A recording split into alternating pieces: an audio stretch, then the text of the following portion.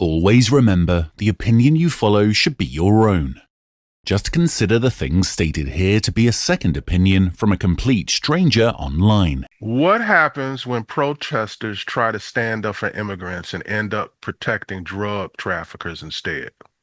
The reason I ask you that is because in Arizona, federal agents were carrying out a large-scale narcotics bust targeting violent crimes, but the whole thing was nearly derailed.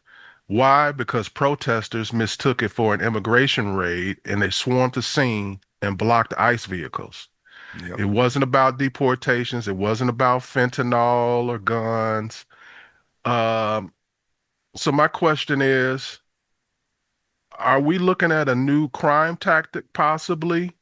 I mean, if I'm a criminal in the Southwest, I would call up an organization, one of these organizations, and tell them, hey, they're trying to get some immigrants, Yeah. and I could even use them for body shields or something like that. Yeah, I mean, this is a super complicated issue, obviously, and I'm going to derail our conversation right from the beginning. No. You never do that. Oh yeah. Well, no, it's funny you bring up the immigration and the ICE thing at the top of the show here, because I just, I was waiting for you to send me my link to do the show today, and I was scrolling through TikTok, and there are so many memes out there of like a bunch of Americans working in the fields or working at the Mexican restaurant or picking strawberries or whatever. And they're just, if you haven't watched on whether it's TikTok or Instagram or whatever your social media of choices, if you haven't watched some of these, there's something wrong with you if you don't laugh at them, because it's just funny as shit. There was one I was just watching. The guys they're in some restaurant, and the guy's like, somebody just ordered a burrito something or other. He goes, I don't even know what the hell that is, dude. And then they're like, Trump, bring them back. It's just fucking funny. But anyways, I digress. So anyways, I'm getting a laugh out of this whole ICE immigration thing. But in all seriousness, yeah, I mean, it's a problem. The problem with the protesting, Phil, is that I don't think the protesters know what they're actually protesting, meaning that in some cases it's professional protesters that they'll protest anything. I saw an interesting interview.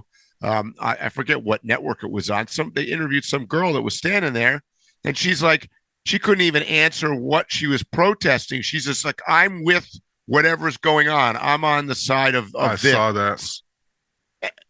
I mean, and that's sad, because unfortunately, I think there's a lot of truth to that, where people hear stuff. They hear it third party, and they hear like, well, Trump's doing this, or ICE is doing this, or this is happening, and boy, this is terrible.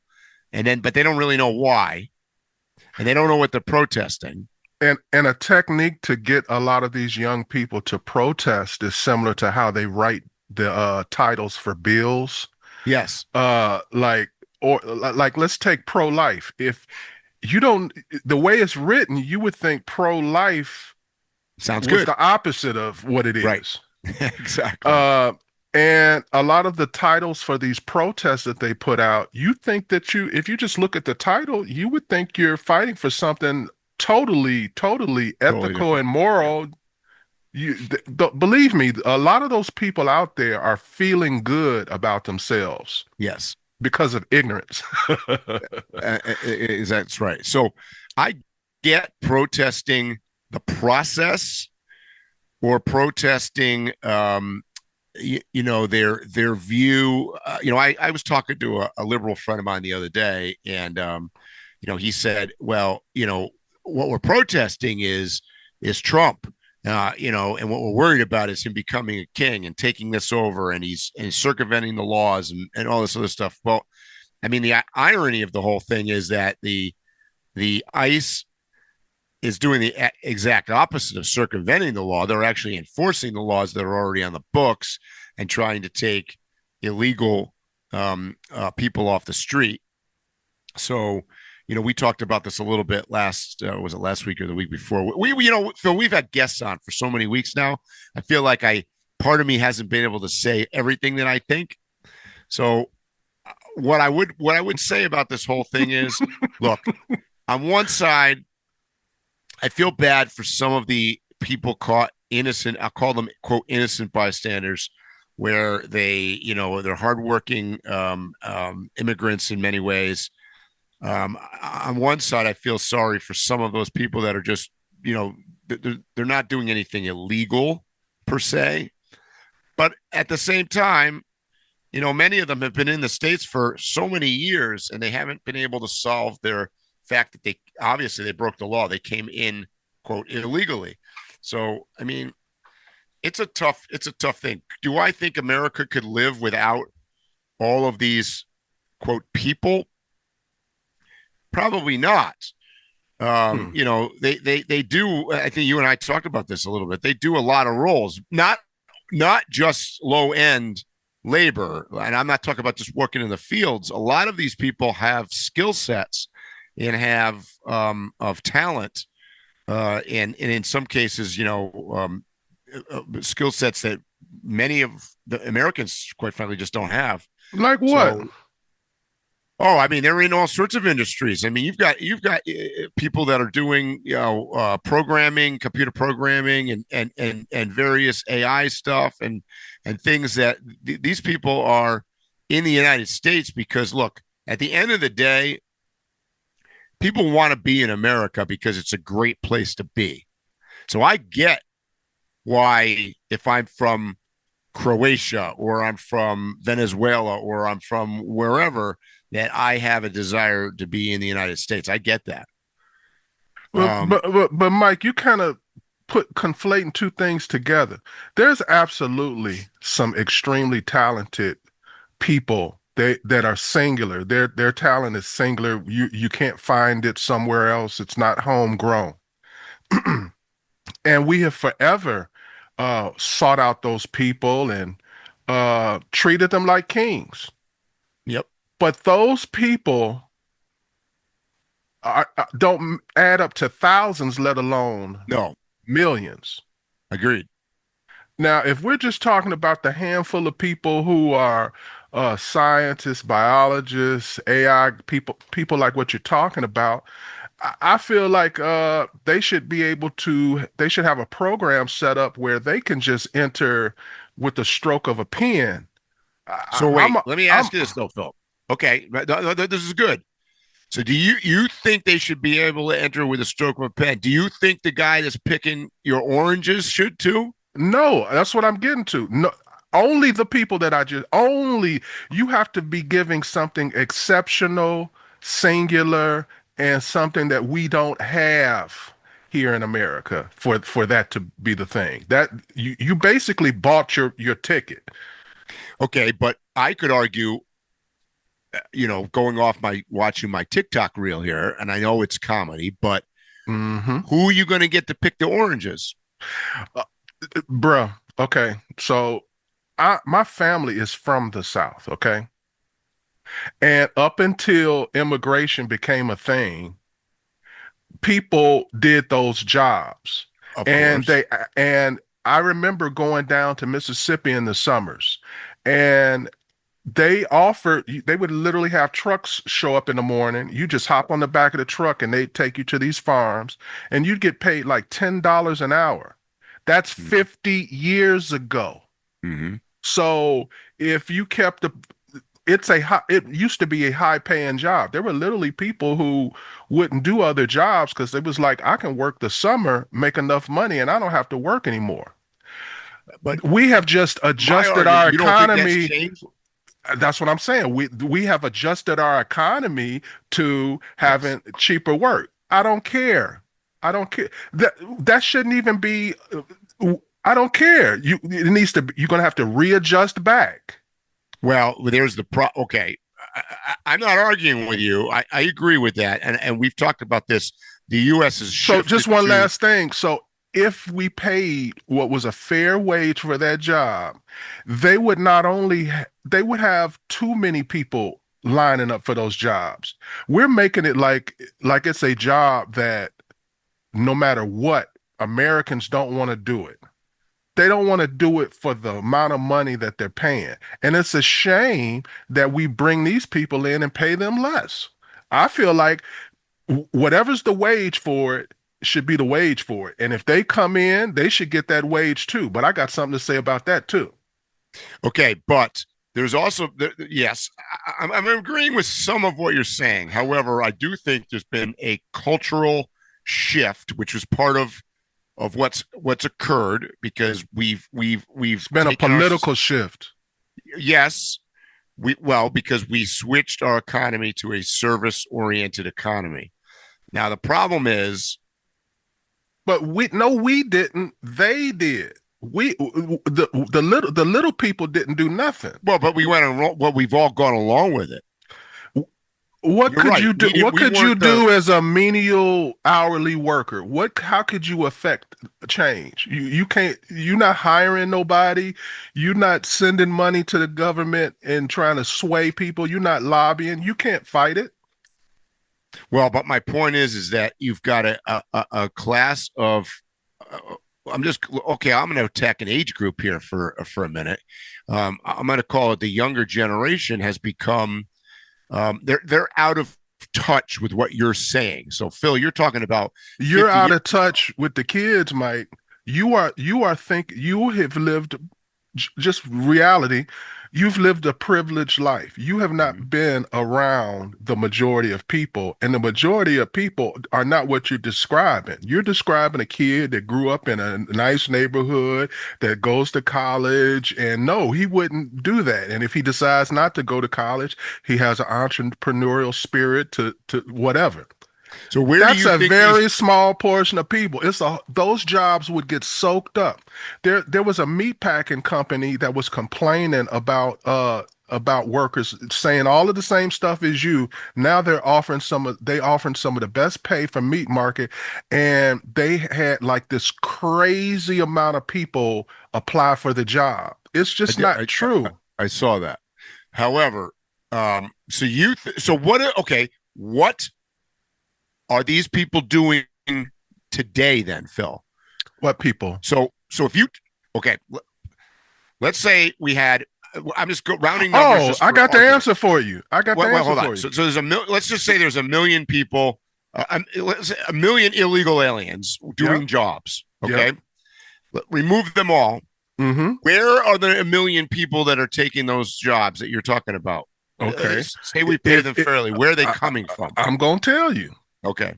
The people who are right now sitting on their ass getting government money, when they look at, I can actually make a living, I can make good money picking these peaches versus taking this little few $100s of government subsidy, you will have people that choose that. You have a lot of people who have simply said, it is not worth it to drive an hour to pay for my lunch and do all of these things and what I get after it. So I'd rather just live off of the government. And I'm not saying that's right. I'm just answering your question.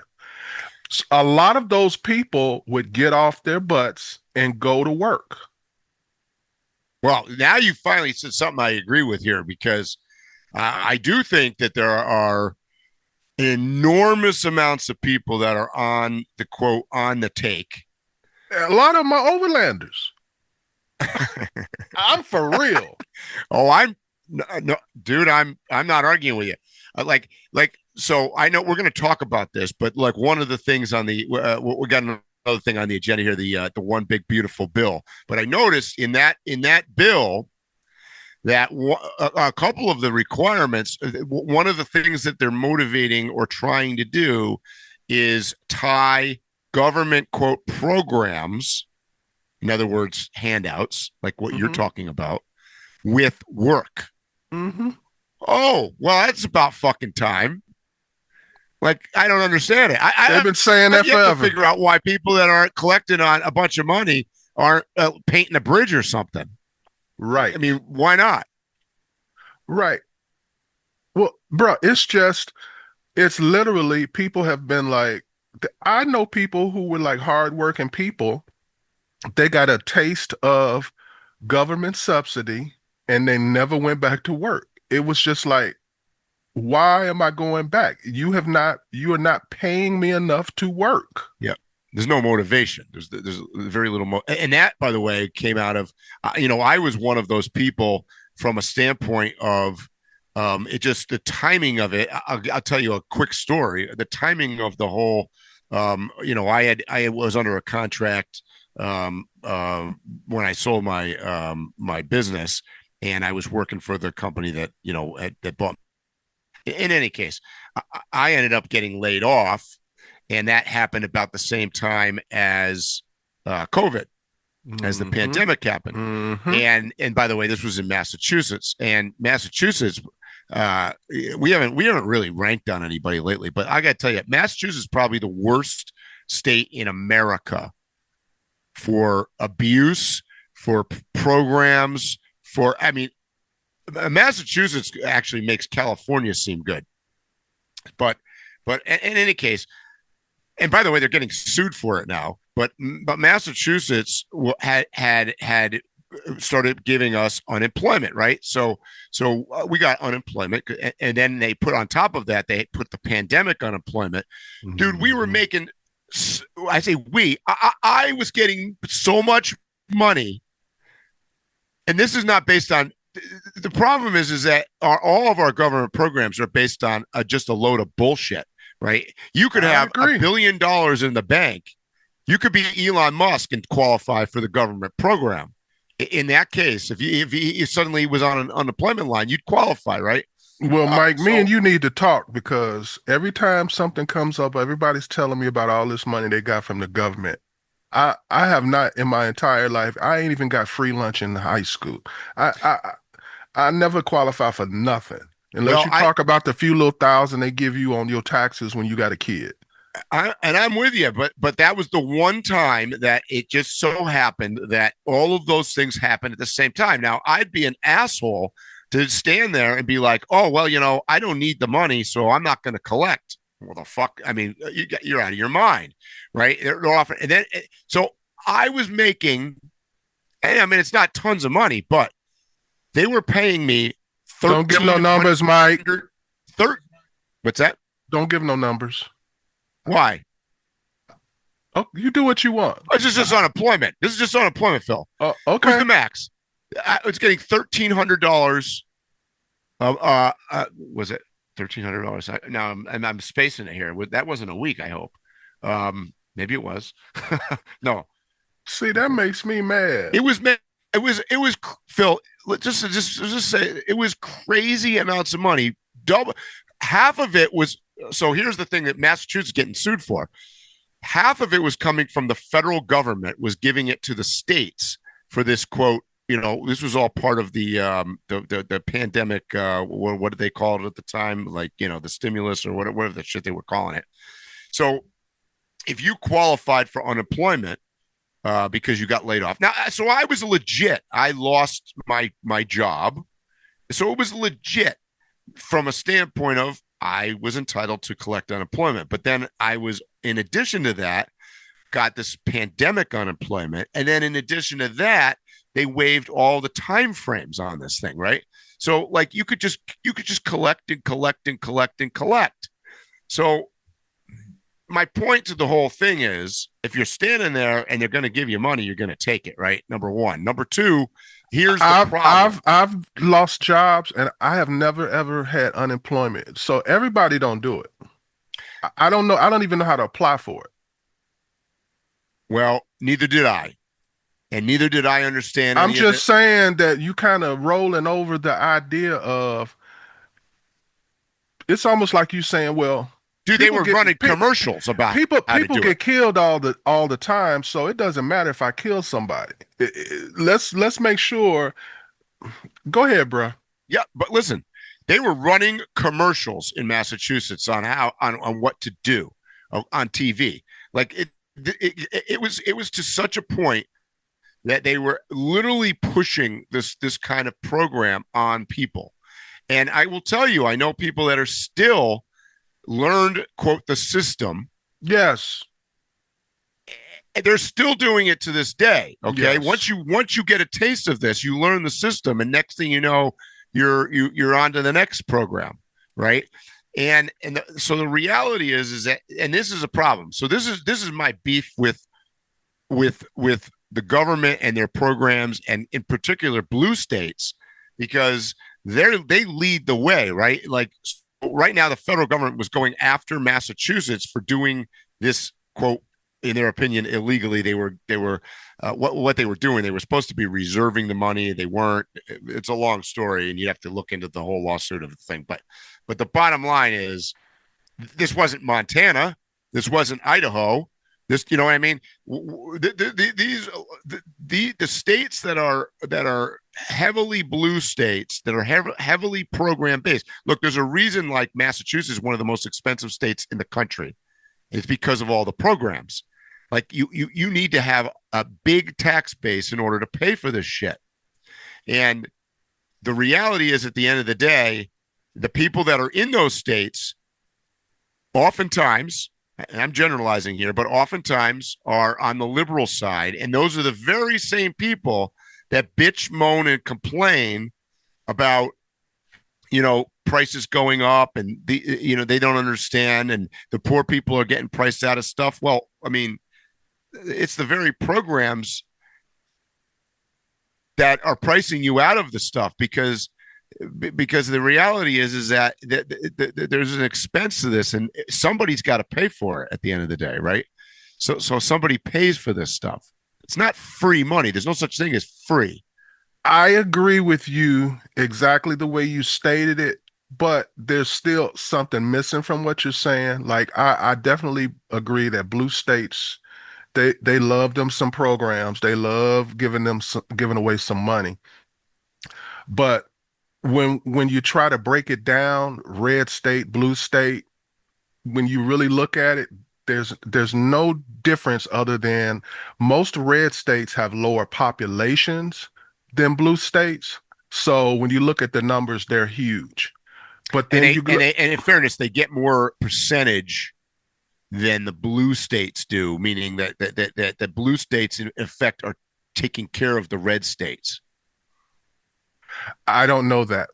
But what I was going to say is, but with the red states, because I'll have somebody from a red state and they want to complain about these inner cities and all of the benefits they get, and I agree with that, but they're saying it like a holier than thou thing, and I'm like, you on welfare too. It's just not called welfare. If you look at where predominantly all the subsidies and government handouts are given for farmers, they're almost exclusively red states. Yes. And if you look at the numbers, they're almost even to larger population cities. So I don't look at it as a red or blue. I look at it as they play the game different, but they're doing the same thing. They give away money for votes. How do you change that culture, though? Because getting back to what we were talking about in the beginning, if you got rid of all of the, quote, illegal aliens and Americans had to do those jobs, how do you change this mindset? Because there are a lot of people out there milking the system. If some farmer right now said, I want people to pick these cherries and I'm paying $22 an hour, it would be a line down. It would be a bunch of Americans. It's not that hard. Just if they pay a reasonable wage, they will come. Period. Okay. And that's going to arguably would drive the price up at the grocery store, though. Everything would it's almost like a circle. Everything would go up. Salaries would go up. People would have more money in their pocket. Taxes would go. Everything would go up. But what you're describing, people seem to be able to understand it in the reverse. Well, we need these people because how prices have shifted down. Why can't we make the adjustment to shifting up? Yeah, I agree with that. my biggest problem, and you probably can tell here, maybe I'm not putting it in words that well, is I feel Because like you're thinking strictly as a businessman. well, I'm also thinking as a culture. I just think Americans are fucking lazy. Oh, I agree. I mean, Wait a minute, that part we are so on that. I mean, like I'm saying, the reason why you don't have them looking for the jobs now is because they getting government subsidies, and they're like, why would I go pick anything? I see, get it. when I say that people are cheating the system, I'm talking like they're cheating it legitimately in many cases. So there are definitely people that are scamming the system quote illegally. I would say 80% of the people that are cheating the system legally, however, they're not doing anything illegal. They're just simply have figured out how the system works and are able to do it. I mean, most of the programs that we have in the United States are based on the assumption that they are temporary, that you get on a program, whether it's food stamps or unemployment or whatever. There's a zillion different programs. They're based on the fact that the deal is that you're supposed to be looking for the solution. Now, when I say they're cheating the system, I don't think anybody's looking for the solution. I agree with that. Right? I mean, they're on the gravy train. Look, nobody's running around looking for a job or like, oh, geez, I got to figure out how to pay for my own groceries now. I better solve this problem. No. And that is fundamentally wrong. I agree. I mean, I get it. There's a small percentage of people that are unable to work, whether it's a physical or, I mean, there's going to be some amount of people that are just simply need the support period, and so they're going to be on it for life. But that percentage is pretty damn small. I agree. But we happen to be around a lot of those people, whether you realize it or not. So we're now back to the overland community. Yeah, per capita. I'm talking about the nomad community. Okay. Oh, geez. Yeah. I mean, are you kidding me? Per capita, they are probably the highest amount of people with LLCs that don't make money. I would bet my life on that. Mm-hmm. Every other person has an LLC. You check into it, they ain't making no money. If they are making money, if you dig a little deeper, they ain't making it right. And it's a lot of people. I mean, like famous people that you watch their YouTube channel and they're like, well, today we have to do a little work, and they ain't doing no work. Right. They're playing house, is what you're saying. Mm-hmm. Yep. I don't disagree with that. The nomad community, we laugh about it on occasion. It's called it like the just this side of homeless. But so Mike, you're on the side pretty much of these are some uneventful, low-paying jobs. So it should be okay for these people to come.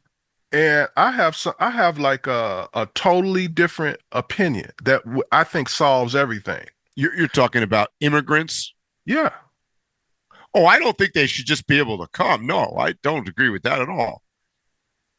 But you think they should have some kind of program set up for them to, like a work program, right?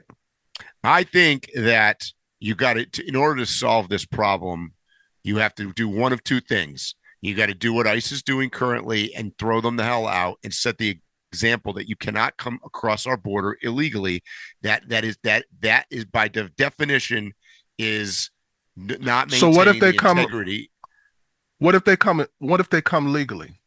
Well, if they come legally, then if you have the ability to come to the country legally and legally get a work permit, then I think they should be able to work. Yes. So this brings me back to there's not that many people that come here that have this unique skill. They're coming and they literally are replacing an American when they come. Mm-hmm. So that's my issue. Yep. So I have an idea, Mike. Okay. Tell me what you think, all right? Bear with me. No dishwashing, no construction, no Uber. I have a new proposal. And under this new proposal, immigrants between 18 and 55, that's legal immigrants, just to be clear, immigrants between 18 and 55 would not be allowed to take civilian jobs, only military service, 4 years of mandatory service. That includes everyone, men, women, even disabled. Now, I know not everybody's able to carry a rifle, but some will work in cybersecurity, logistics, translations, data analysis, drone ops, medical support, blah, blah, blah, blah. Mm-hmm. If you fought to get here, now fight to stay in a uniform. You're here for 4 years. You have done something for the country. I can't look down on you in any way. You will have been forced to learn our culture and language by being part of the military, and you have not cut into the workforce line of Americans. And then when you come in, you a citizen. I actually know people who have done service, and that's how they got their citizenship. And they're very proud of it. They mention it in every conversation. You know, like how people from New York figure out a way to tell you they're from New York in every conversation. That's so it would be a proud moment for them, and it would lessen. There's going to be some people that just hate anybody that doesn't look like them and isn't from where they're from. But a majority of people will have far more respect for when that person says they're an immigrant. Because now when people hear the word immigrant, the first thing is, oh, they probably got some kind of subsidy that I didn't get. They're getting some kind of advantage that I didn't get, and they did something illegal. Those are the stereotypes, whether they're true or not. Yeah. There won't be no stereotypes. It'd be like, this guy probably did more to get into this country than I did. All I did was just be born here. Mm-hmm. In my opinion, it would be a respectful thing. What do you think? I like that plan. And in fact, I think you have another supporter that agrees with you in Arnold Schwarzenegger. I saw his interview on The View, and he took a lot of flack from, believe it or not, it's hard to believe, but he took a lot of flack from people because he said, as an immigrant, and he's an immigrant as well, came in legally and was very successful in his own businesses and in bodybuilding and becoming the governor, et cetera, et cetera. But he said, as an immigrant, we, meaning himself and anybody else that comes in, should contribute back to the American society, not necessarily getting paid, but to do something good for America to better the society that you're coming to. And Phil, your assessment there of serving in the military is point blank, because I think two things would be accomplished by that. Number one, you're giving back to America. You are joining the team to protect us, to advance our culture, to advance our civilization, et cetera. And through those, quote, 4 years of service, you are becoming, quote, Americanized. Yes. That, by the way, has been my beef all along, is that if you bring in a bunch of people from other places and they don't integrate with society and they don't learn the language and they don't, learn some of our cultures and whatnot, now you've created division, and then you end up with, people like Ilhan Omar or whatever, who, I think she thinks that she's still in fucking Ethiopia or whatever, and she's a senator or whatever the hell she is in America, and she says some things that you're like, is that an American even talking? So let's talk about her, Mike. Hear what I got to say. Yep. If you were born in another country, should you be allowed to run America? And I'm talking about Congress, governors, senators, aldermen, blah, blah, blah. Should you? I don't think that a person. I think. Remember, I said that there should be several generations before you're able to be able to. She's an example. Well, I don't blame a person coming from another country and still having sentiments for their country. I understand that. Sure. But me understanding that makes me realize, oh, you shouldn't be running nothing here. I think if they came your way and they served 4 years in the military, I think I'd be more inclined to say, yeah, they might be able to become a senator now. Because Wait a minute, say that again? I think if they came in your way, Oh, meaning okay. they came in and served for 4 years in the military, yeah, I think that I'd be more inclined to believe that they could become a senator then. I feel like they would, if I had to vote for them and vote for an American, I might consider them over the American because Yeah. they've given more. Yes. Yeah. Yeah, and that's I'm Phil, we're on the same team there. I agree with you on that. I mean, I think that that's we need to solve the problem. I think that's a great example of a way to do it. It's put your mouth where put your body where your mouth is, or whatever. But like, yeah, I agree, and it solves two birds with one stone because, like you said, well, it solves more than two birds with one stone. One, you could get people coming in here not taking what you said, American jobs, and I know, myself included, there's going to be people that are listening to us out there that go, well, the Americans don't want those jobs. Well, listen to what Phil has to say. And Phil has given you a good reason why they don't want those jobs, because they are they're on the take. And, that would solve that problem too. So shit, I think we just solved a whole lot of problems here on this podcast. Vote for me. No. Vote for Phil. Bro. But in all seriousness, I mean, yeah. Because I can't say her name right. Ilhan? Is it Ilhan? I don't know. I kept calling her Ilhan Omar something, but I'm probably pronouncing it wrong too. But okay, so folks, I'm not saying her name wrong on purpose. Pardon me. Ilhan Omar is a very good example of what I'm talking about. If you just Google her and look at some of the speeches she's done and some of the ones she's done in other languages and translate them, yep, she is like rah other countries. Yeah. She literally says that she has disdain for America and its ways. She says it. I know.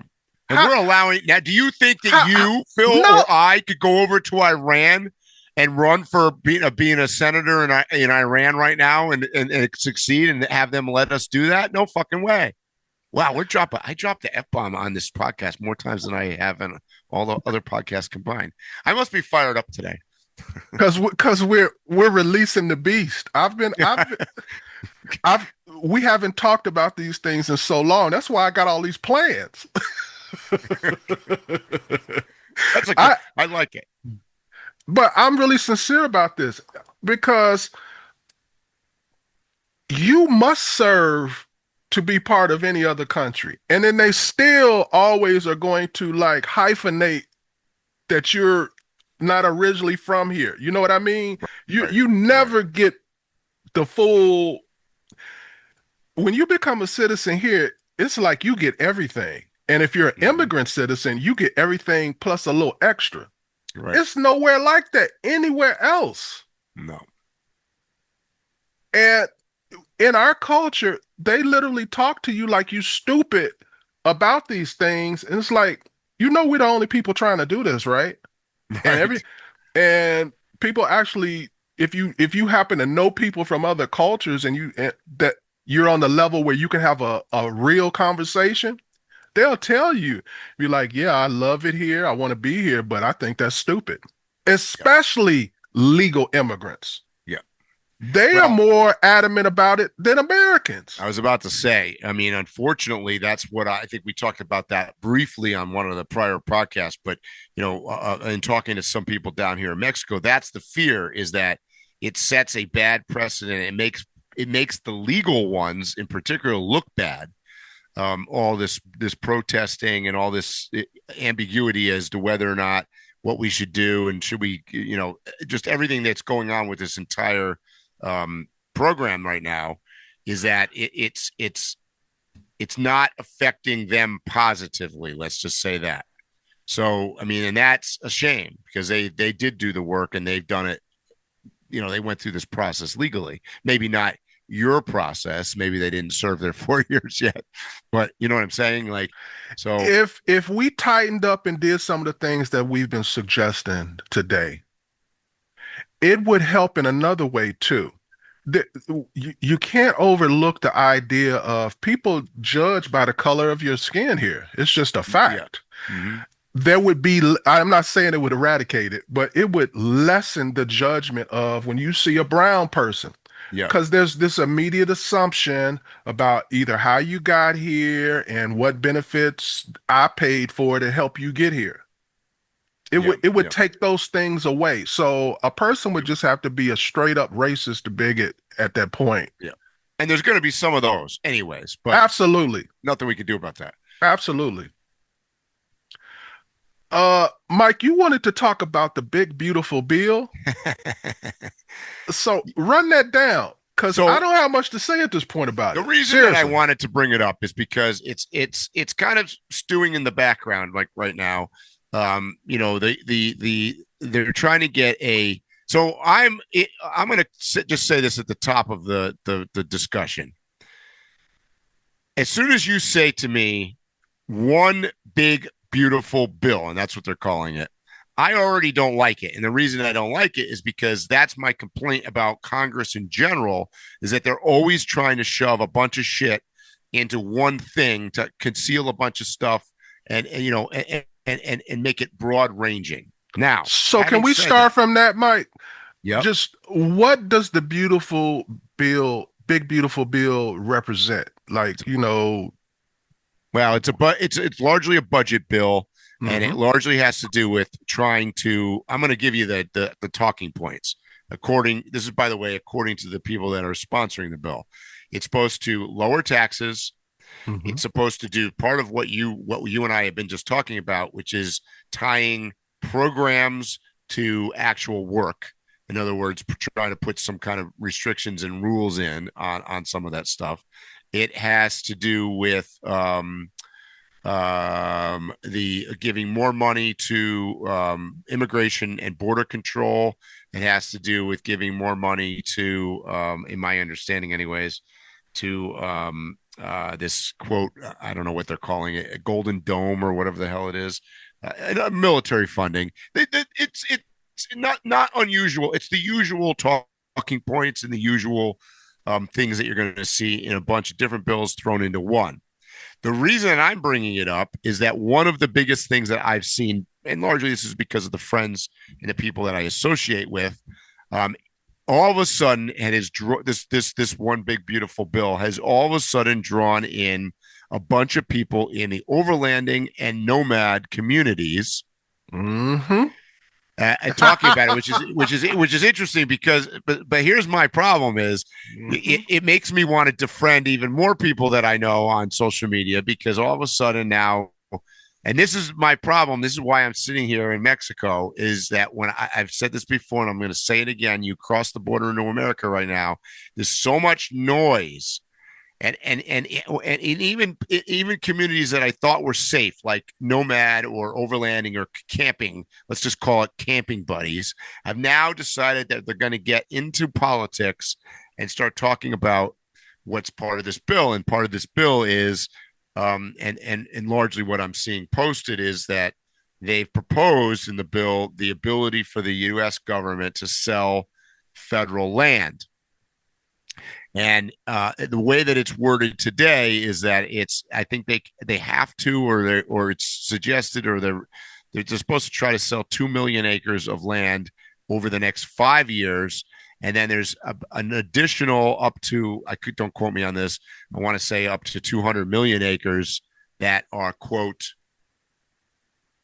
fall into a category that it is possible to be sold. Mm-hmm. Now, from my understanding, the way it's worded, yep, they can at any time change anything. Yes. So which all those parameters are to get you to vote. Yep. So on the surface, we've had we and you probably know some of these some of the same friends that I do that have come out very vocal, talking about, oh my God, the federal government is going to sell my land and blah blah blah blah blah blah blah. Now, on the surface, I don't necessarily disagree. However, rather than being alarmist, I actually went into the bill because it's actually online. You can actually read it. And I wasted, let's just say I wasted an hour of my life reading some of it. And I'm gonna tell you, and I'm sure that the Overland Committee will attack me for this. I think some of this rhetoric that's out there about they're gonna sell all the federal land is a little overblown, because if you read it, first of all, 2 million acres is jack shit. And just a second, Mike, just for our listeners, because we got intelligent people, and they're like, well, he's reading it. Where did he read it from? You can go to congress.gov and read the whole thing. Yeah, it's Go online. ahead. It's a big PDF. First of all, it proposes selling 2 million acres over 5 years. 2 million acres is jack shit. Doesn't like the guy who used to own CNN own more than that? Oh, way more than that. Yeah, Ted Turner, way more than that. So I mean, okay. And then if you look at the map, you could tell it's political, because if you look at the map, there's a map available online, and I've seen some of my fellow overlanders actually post it, of the land, and it's divided into two categories: BLM and forest or national, whatever, federally owned but not BLM land. It's 100% of it is in the western states. Ironically, now this is politics. Not 1/2 of an acre is in Montana, I noticed. So it's limited to certain states. And most of it, if you take percentage wise, is in Utah, Nevada, and Alaska. The large majority of it is in those three states. There's some in Colorado, New Mexico, Arizona, California, I think Washington, Oregon, but most of it is in those three states. In fact, most of it's in Alaska. But in the western continental United States, it's in Utah and Nevada. Now, if you know anything about the way that the federal government owns land, as I do, and I've looked at this over the years, Utah and Nevada are unique in a sense that the federal government owns a larger percentage of those two states than any of the other states in the 48, for sure. They they own most of the state, quite frankly. And this bill was largely, we're in politics now, was largely pushed forward by, you probably have it in front of you, the name of the senator from Utah. I don't have his name. Jim Evans, Jim something. Anyways, he has long been a proponent of a mindset where the federal government should not own all of the land. Now, I'm not suggesting I agree or disagree with him, but he was largely behind this bill, or that part of the bill, anyways. So I get how overlanders or nomads are like, oh shit, they're going to take away. And first of all, let's be clear. They're not talking about selling, Yellowstone National Park. Okay. They're just simply not. In fact, the wording of the document precludes national parks, not monuments, et cetera, all of it. Most of the land that they're talking about, and if you look at the map, is not even accessible to us as citizens currently. There's no road. There's no way of getting there. You're just not getting there. See, I'm kind of all over the place about this part, Mike, because I agree with everything that you said. But like, for instance, the national parks, it does mention them. But in my lifetime, there have been national parks that have been decommissioned. So you could do it as a separate thing outside of the bill, decommission it, and then the next year it's up for grabs. That is true. And particularly like national monuments, because some of those were done politically. Yeah, like I think I said this on a prior podcast. Go ahead. No, I said this on a prior podcast. Both Trump and Biden have done stuff with federal land that I don't agree with. Like, if you're going to do something, it should go through a process. And by the way, that's the fundamental part that I don't like about this big, beautiful bill, is that it does take away the process. There's no public hearing. There's no nothing. The government can sell it without anybody's consent. So I don't really like that. But I also think it's a non-starter from an argument where I've seen some very credible overlanders post some very heartfelt things that I think make them look a little bit silly, because I think they're overreacting to this to some extent. I know who you're talking about. I'm probably gonna take shit for this, I guaranteed. But yeah, right? yeah. That's why I butt in. I'm trying to slow you down. I mean, none of them are from Montana, because Montana's excluded from this. So I don't know why. I guess. Anyways, but like I said, I'm the reason why I'm torn about it, Mike, is because on the one side, I know that a snowball rolling downhill gets bigger. I know that once they set precedents, things don't get narrower, they get wider. Yeah. So I understand that side of it, but on the other, if we can rely more on our own minerals, our own resources, especially with what I see coming in the next 6 months to a year, as far as sanctions, war, tariffs, and on, we need this. It's more important than you being able to take your Sprinter van and park in the middle of nowhere in Utah. Which, by the way, let's address that for a second, because maybe there's people that are listening to us out here that aren't really understanding this. If I had to bring this down to a 2-sentence explanation, when they say that they're going to sell federal land, they're not selling federal land to Mike and Phil so we can have a little ranch where we have the Random Waypoints podcast broadcast from. What they're talking about is selling federal land to raise money and to lower tax base, but really it's about selling federal land to companies that are going to either mine and or utilize the land, oil production, whatever it is. So we're talking about selling land, and the reason they want to sell the land is because that makes it way easier, because then they don't need the approval process to be able to utilize the land for those things that Phil's talking about. So that's what this is about, right? I mean, let's cut to the chase. In a nutshell, in 2 sentences, that's why they want to do it.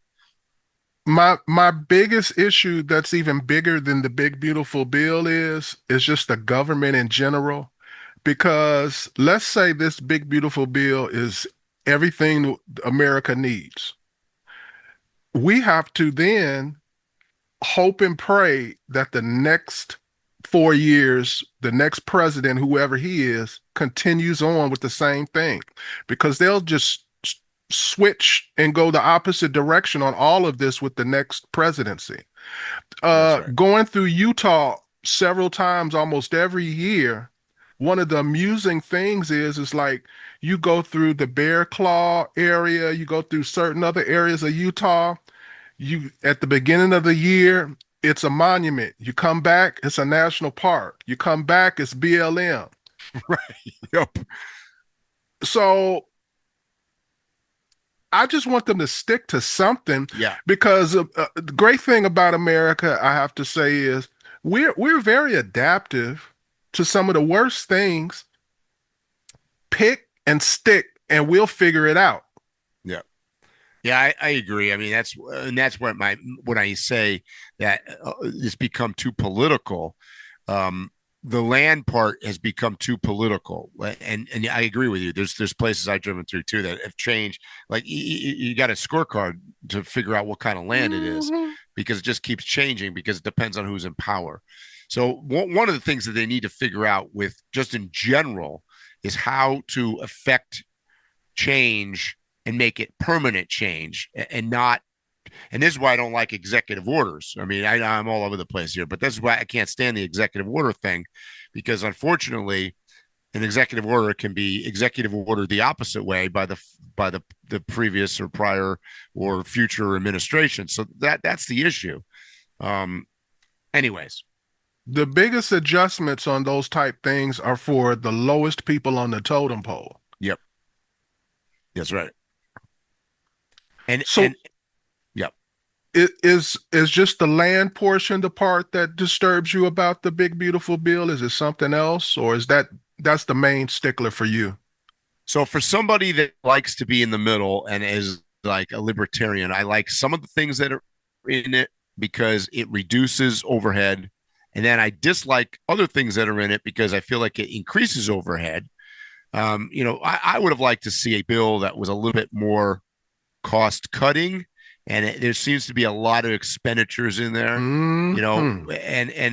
And to do, I think what you may have said earlier, I mean, there's no difference between a Democrat and a Republican at this point. They all want to spend our money somehow, and maybe they disagree on what they want to spend it on, but man, do they want to spend our money?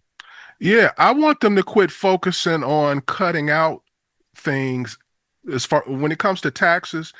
They always want to cut like government jobs and Mm-hmm. subsidies and programs, and we do need to do that. But I want the main focus to always be cutting out tax because Yeah, it's instead of increasing it. Because as long as the money is there, they're going to fight for it. that's right. And So the only solution is to take the money away from them to play with. that's right. Yeah, if we cut the taxes, they don't have the money, they can't do it. I agree, but okay, and I know we're running towards the end of our podcast for the week. I don't want to leave without because I got a couple messages, and I'm gonna. This was related. Um, we've got the situation going on right now in Iran and Israel, and the reason I'm bringing this up is because it's relating back to money, because once again, yeah. I mean, let's call it what it is, right? So Liquid money. liquid money. Yeah. So on one side, liquid money. That's why we're interested. But on the other side, it's money because you've got Israel basically banging down our door right now, saying we want you guys to get involved because there's stuff that we can't do, Right. right? And Like what does that protect mean? themselves. Well, and that means okay, you come over with your B-2 bomber Hmm. and your bunker buster bomb, and you Hmm. do this. Now that ain't cheap, right? Not at all. We're talking about billions. Billions of dollars. And the reality is that we're in a weird situation right now because for the first time in history, Iran. Basically, if we sit back and I think you said, well, we weren't on the show yet. You said this before we went live. Trump is kind of stalling and not doing anything. I think there's a reason that Trump's stalling on what we're going to do is because the reality is that while we stall, Israel is just going to continue bombing Iran into the Stone Ages, right? So the Hmm. longer we wait, the less we have to do, right? Because Israel ain't going to stop. They're basically, here's my prediction on this situation. Israel is going to, if given the chance, Israel will bomb Iran indefinitely to the point at which it becomes Gaza. They ain't going to stop, Phil, because Israel has Iran has no friends anymore. Hezbollah has already been defeated. Hamas is already been defeated. Syria, the dictator was removed. They've been defeated. There are no more friends of Iran. So Iran is running out of, but by the way, every day that goes by right now, Iran is running out of bombs, right? They're launching them towards Israel, and eventually they're going to run out. Hmm. Russia is preoccupied and not really an ally of theirs anymore. Realistically, they can't send anybody in to help. So they're left on their own. And Israel knows this. This is the first time, and this is why I think Trump is sitting on it. It's like a hot potato, and he's just going to sit on it because at some point, do I believe that we're going to go and bunker bust the nuclear thing underground? Yep. I do think that's going to happen.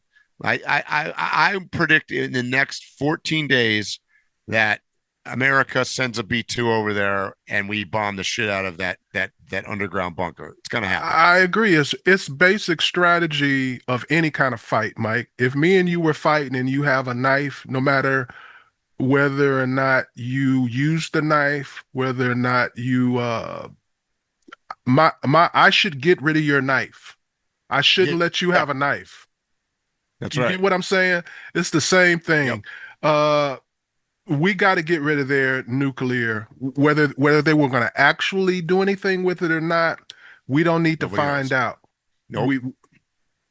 And the longer we wait and stall, the more damage that Israel does to them, the less risk we have to our troops in the region, in Saudi Arabia and Oman and various places over there. So, I mean, this is just basically, you know what we're doing? This is like medieval times where we are surrounded the castle and we're letting them starve to death. I mean, that's what we're doing. Mm-hmm. And the regime, the Ayatollah is in a bunker somewhere hiding. And, you know, the longer we wait, they're going to starve eventually, because they're what I think we're hoping for is that there is a regime change without us having to do it. I think that unfortunately is a little bit pie in the sky. I don't know that that's going to happen. See, I feel morbid now with what my thoughts are. I'm literally thinking that Trump is slowing around, hoping that Israel eradicates Iran. I think they do. I think that I don't mean just win the war. I mean like eliminate Iran completely off the planet, which they've successfully done in with Hamas already. So yeah, I do think that that's what's happening. It's sad to watch because you know, there's a lot of innocent Iranian citizens that are getting in the way of this, and really, you know, as you saw a number of years ago where they tried to protest and the Arab Spring that was happening. I do think, and you got to remember, in history, before the revolution, Iran and Israel actually got along. So there is history where the Iranian people could coalesce and come together and actually become friends with Israel. There's a possibility, but not with this current regime. You're touching on a sensitive subject that's kind of like my pet peeve. It's like you were talking about how it used to be and how it is, and most of the news and the people who are reporting the news don't seem to understand the history of that whole area, because there's been a lot of back and forth, and if you haven't been keeping up, it's going to be hard for you to keep up. Yep. You notice along those lines, you notice how you haven't heard jack shit out of Jordan, Saudi Arabia, you know, Qatar, any of these other countries. Why would you? You ain't got no army, you ain't got no navy, you ain't really got no resources. Exactly. I don't know how you, because it's beautiful there. I don't know how y'all keep it going. Exactly. So everybody's kind of quiet. They're letting it happen.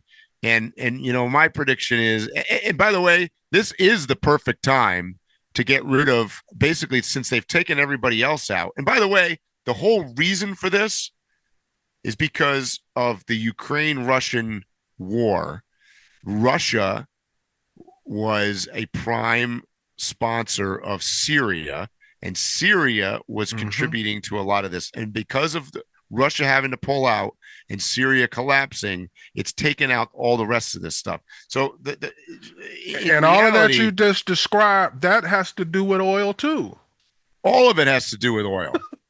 All of it has to do with oil. So my prediction is, I'm going to call it right now, I believe that we are going to bunker bust bomb in the next 2 weeks. I think that the American public in general is lukewarm in support of that. I think that like you're not getting a lot of argument or fight from either side.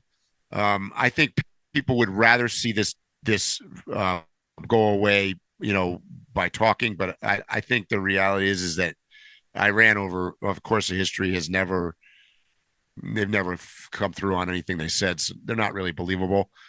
So I don't think that's going to happen. here's my prediction on all of this, Mike, and we won't figure out whether I'm right or not probably for 5, 10, maybe 20 years when they reveal the truth. I believe that, yeah, they do have some kind of nuclear program. They may even be trying to make weapons of mass destruction. I don't think they're as far as they're stating. I don't think they're as big a concern as being stated. I believe that's all something obtuse to draw our attention as just regular citizens, because we freak out every time we hear weapons of mass destruction. This is about that those what do you call them, lanes? Shipping lanes. Yep. Those are the shipping lanes, and about oil. Shipping lanes and oil. They want the oil and they want to be able to ship it freely. And a lot of it has to do with I would say misinformation, maybe not the right word, but Israel has a vested interest in convincing people that their nuclear weapons are 3 days away. I agree with you. I don't think that's true, but I think Israel is doing a lot to try to convince people of this, because this is a power grab on their part too. They've had, the first time in their history, they've had the opportunity to basically decimate all of their enemies surrounding them, and they're going for it. And I don't want this to be put on my list of predictions where you actually score me, but in the back of my mind, and I have felt this way for a long time, a long-term strategy of Israel is to make that whole area Israel. Yep. I could see years from now Iran being Israel. I can see and all the land in between. So I believe that's their goal. I think right now Israel's winning, right? They're beating everybody. They're winning. I think this is my prediction. I think this is going to backfire, because I think that let's just cut to the chase. Whether I know we're going to take lots of flack for this statement, but like, they're full on. I don't know how you can not say that they're full on, human rights. They're just like exterminating people in Gaza. Gaza Strip's a good example of this. So this is going to come back to bite them in the ass. So, because I think you're going to see over the next couple of weeks, they're going to be bombing the shit out of Tehran. They're bombing the crap out of Iran. I think that eventually the world is going to be like, wait a minute here. This Israel, they're like a terrorist state. A lot of people do feel that way. A lot of countries do feel that way. But when they say it, they end up in a war, or their leader gets assassinated or something. That's why you don't hear about it. The only guy that has come out and said that right now is Turkey, and Turkey they just don't want it to go. Turkey controls much of Syria now, and Turkey wants to keep it that way. So they don't want this thing spreading. So that's why they've been so adamant about being anti-Israel, particularly when it comes to taking or attacking Iran. But like you're saying, like in recent history, these acts against humanity, right? But they have been doing stuff, and I might get in trouble for this. This is the one that might get us in trouble, Mike. Okay, good. Ever since the Holocaust, since the end of the Holocaust, they have been doing things against humanity. We have just felt okay with what they've done. They make movies about how they still, if you alive, we tracking you and killing you. We ain't taking you to no judge or nothing. If you had anything to do with the Holocaust, we're gonna kill you wherever you are in the world. They literally make movies about their greatest kills. Yeah. Okay, that's illegal. Right. Yeah, but remember, it's state sponsored, right? So I would Israel is state sponsored by the United States. They wouldn't exist without us. So they're just a proxy. And so, we you guys can out there listen. If you disagree with us, you could take flack for Phil and I criticizing Israel. But really, what we're criticizing is America, because this is being driven by us. It's being funded by us. The weapons are from us. The strategies from us most of the time.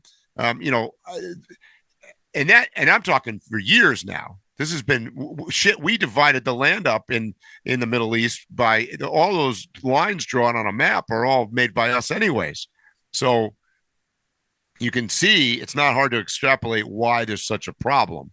But I think Israel has gotten.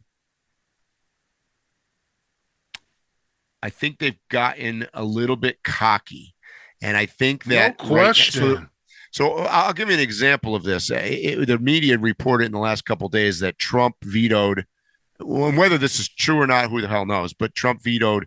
I guess Israel wanted to take out the Ayatollah and do a regime change, and Trump was like, and whether that's true or not, I don't know. But what I can tell you is I do believe that Israel is thinking about it. I wouldn't actually be that surprised if they did it anyways. Bro. And that's what I mean by cocky. If when we go off the air, I wouldn't be shocked to find out he's dead today. Yeah, exactly. So I just think we have long funded and long controlled Israel. I think it's a slippery slope, because I think they're kind of like your teenage kid. They're not gonna do everything you tell them. Well, that's America's game now, Mike. If you really look into the money and the politics and the actual military hardware of all the wars, major wars across the world, we in all of them. Mm-hmm. We may not actually have troops on the ground, but we got our military hardware there, or technology, or we're simply an ally, and we're saying certain things in the news which gives them leverage. We are part of a lot. We're almost part of every war. Oh, of course. And quite frankly, by the way, if you look at all the military equipment for Israel and Iran, it's all ours on both sides. Because most of the Iranian shit is ours too. And that kind of ironic. And Mike, you old enough to remember, there are literally every decade wars where there's a fight being fought where we're now supplying one side, but they're having trouble winning because we gave such great stuff to the other people a decade before. And flash forward 9/11. That's going to happen with Ukraine. Mark my words. Mike, what's the dude's name from 9/11? The tall guy, I can't think of his name. Oh, Osama bin Laden? Yeah, Osama bin Laden. We used to give him anything he wanted military. Exactly. That's right. I know. That's crazy. So anyways, I just wanted, I felt like we couldn't do a podcast without talking about that going on, because ironically that right now has taken the news cycle away from two things.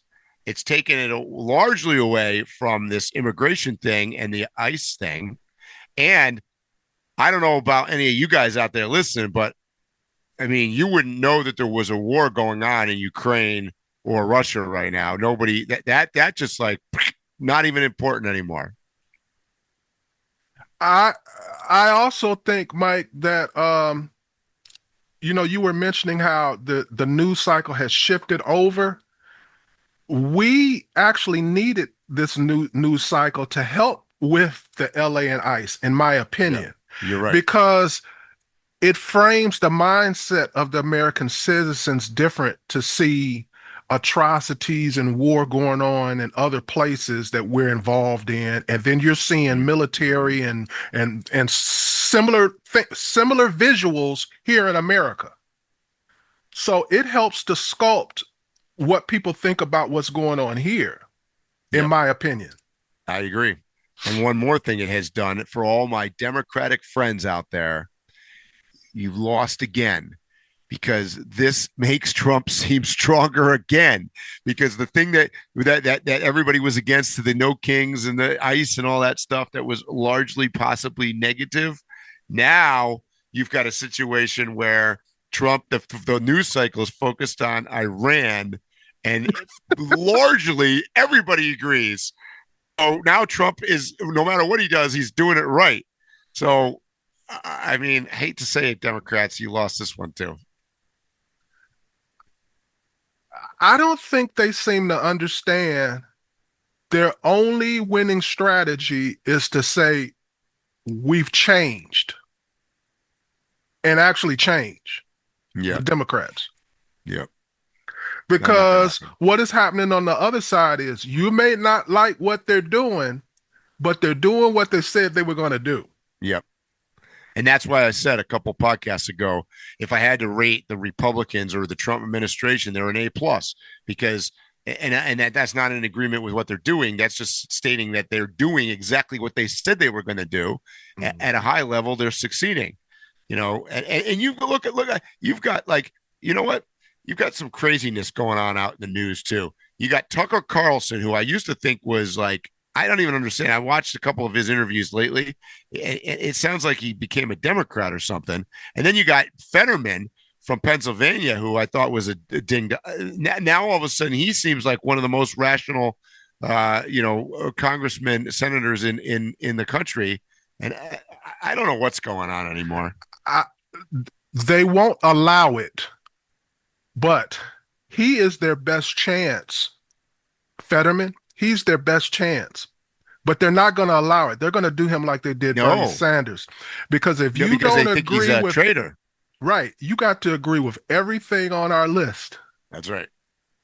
Yep. And that's what they don't seem to understand.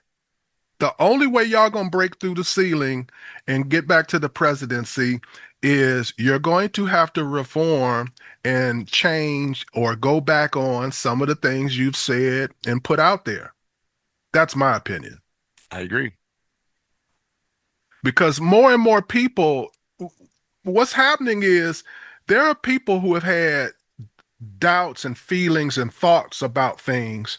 And as time is going on, more people are jumping on to the right. They may even not want to claim it, but they are claiming the policies. Yep. The center has swung more to the right. And quite frankly, people are jumping more to the center just in general. I think the two fringes on both sides, the people are moving more towards the middle. Mm-hmm. Well, Mike. That's a lot. Yes. I hope somebody listens to this, and if they did, we're in trouble. So I'm going to go into my little bunker here in Mexico and hide out. Mike, I still have so much to say. Well, I know. We just out of time. We're over time. We got next week. And that's because of all of them damn interviews. Yep. So we won't get into that. Is there anything else you want to say, Mike? No, let's see what happens over the next week. I bet you we have a lot to talk about next week. Oh, I could keep going right now. Yep. All right, guys, you know what I'm going to say. Stay safe, tread lightly, and hopefully we'll see you here or on the trail soon. You have been listening to Waypoint Overland's Random Waypoints. Like, subscribe, and stay tuned for more.